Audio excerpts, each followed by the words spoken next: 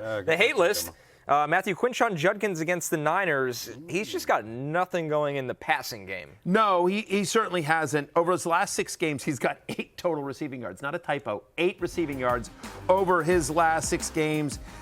Since week 6, he's 40th among running backs in yards per carry. They're just not blocking for him. And maybe Shedeur Sanders, who's a little bit more mobile than Dylan Gabriel or Joe Flacco, so maybe that opens things up for Quinshon Judkins. But the Browns, 5.5-point underdogs here. They have the 3rd lowest implied team total in Week 12 against the Niners. We saw a little bit of a spark from Dylan Sampson, Jay. So I know you love Quinshon Judkins. I know he's a chubby leather daddy, but he's outside my top 20 for the week. Yeah, my favorite little thing in the NFL right now is that whenever the Browns get into the red zone, which isn't often, they just pull the quarterback every time. Yeah. It's like we're just going Wildcat. We're not dealing with the chance that Shedeur, previously Dylan Gabriel, Panthers should take notes. Yeah, it's unbelievable. Yeah. It's actually quite funny, but good for Quinshon Judkins. But yeah, it's difficult when he's getting no blocking, there's no space in the offense, no one fears the passing game, and he doesn't get any receiving work. Connor, when you do one of your 8 billion mock drafts for NBCSports.com in the offseason, because they make you it feels like you file it and then they're like, we need a new one in 2 hours. It keeps these lights on. Yeah, right it now. really does. Yes. Will you have the Browns taking a quarterback? Because there's a chance that 2-time Coach of the Year Kevin Stefanski moves on. TBD. A lot of people don't know that he actually won 2 years in a row. TBD. Let's see how Shedeur finishes the season, and let's see if Stefanski's still the coach.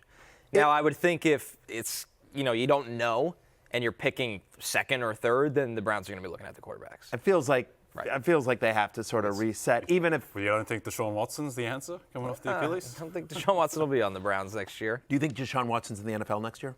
I do. Yeah. I do. I didn't for the longest time, and the last month or so, I've changed that. I mean, Justin Tucker's getting tryouts. Yeah. Feels like a backing up Dak Prescott or something. Right. He'll be somewhere on the cheap. Dak Prescott, starting quarterback for the LA Rams next year. Just throwing that out there. Great. Jay, why put one running back on the hate list when you could put an entire backfield on the hate list? Yeah, I don't want any part of any Cardinals running back against Tampa Bay. I think as we get to Texans fan 8906 question, rest of the season, Judkins or Harvey, I would still go Judkins just because of the workload. Like he's getting even in the better chance at a touchdown, gets 20 carries. Which sounds weird because I know Harvey gets 6 touches and 3 of them turn into touchdowns, but it feels like Judkins has the better chance at a touchdown on a weekly basis. The only good thing about the Browns offense for Judkins is that they do not trust their quarterbacks to throw in the red zone. So if they're getting in there, it's going to be Judkins running it in. In terms of the Cardinals backfield, but it's close, especially in a PPR league. Yeah, it's close-ish, but I would take Judkins. I would take both of those guys over anyone on Arizona, particularly this week where they play Tampa. Thought it was instructive what Sean McVay's strategy was against the Bucs. Sean McVay, very smart man, probably going to do the optimal thing for his offense.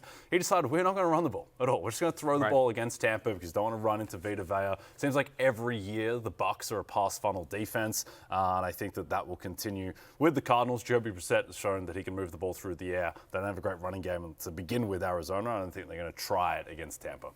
Hey, it's Matthew Berry from NBCSports.com and RotoWorld.com, and I want to thank you so much for watching whatever it is you just watched, or if nothing else, being too lazy to click out of the autoplay after this video started, after whatever it is you actually wanted to watch finished.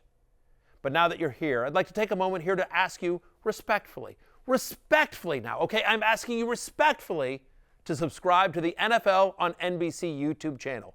You'll get the latest Roto-World fantasy news headlines, all sorts of great shows, including my own Fantasy Football Happy Hour. So go subscribe now. Again, I'm asking respectfully.